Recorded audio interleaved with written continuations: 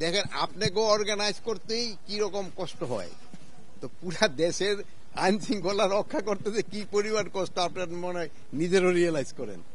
তো আমরা চেষ্টা করতেছি আস্তে আস্তে আইন শৃঙ্খলা পরিস্থিতি যেন আরো উন্নতি যায়। আর এখানে থানা ভিজিটের উদ্দেশ্য ছিল এদের থাকার অবস্থাটাও আপনারা জানেন, তাদের খাবার অবস্থাটা কিরকম এইগুলি দেখার জন্য, এবং এইগুলি কিভাবে আস্তে আস্তে আরো উন্নতি করা যায়।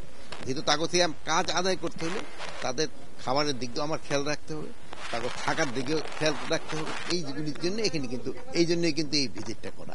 আপনার এরকম একটা হিসাব দেন, পোস্টিং হওয়ার পরেও যদি যে যায় নাই তাদের ক্ষেত্রে আমরা অবশ্যই অ্যাকশন নিব। যদি আপনার স্পেসিফিক যদি দুই একটা বলতে পারেন আমরা যাদের পোস্টিং হয়েছে তাদের, কিন্তু তবু আরেকটা দিক হলো খেয়াল রাখতে হলো আমরা এবার যে চিন্তা ভাবনা করতেছি যারা ধরেন যে একেবারে নর্মাল পুলিশ সদস্য তাদের একই ডিভিশনে রাখা যায় কিনা।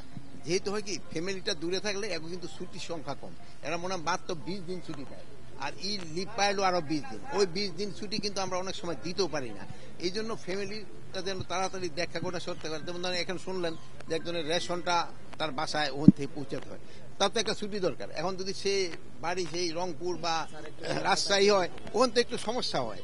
এই জন্য আমরা চেষ্টা করব নিচের লেভেলে যেন তাদের একটা ডিভিশন, যেমন ঢাকা ডিভিশন বা চিটাগাং ডিভিশন যে এলাকার ওখানে রাখা যায় কিনা চিন্তা ভাবনা করা হচ্ছে নিচের লেভেলে যারা কনস্টেবল।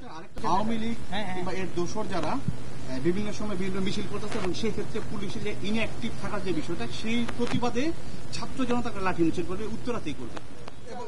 এদের ক্ষেত্রে আমি দেখেন কিন্তু আমি আগে কিন্তু আমি এটাই জিজ্ঞেস করছি, ওরা নাকি অলরেডি 2 জনকে ধরছে।